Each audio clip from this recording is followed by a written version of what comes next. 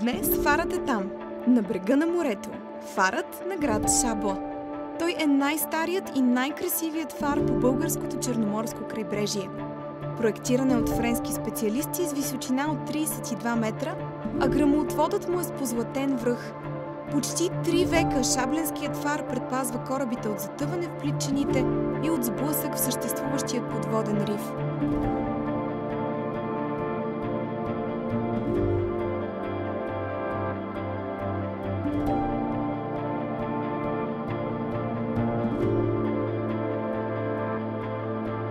Много близо до фара се намира античната крепост Кария, която историците описват и като древно пристанище.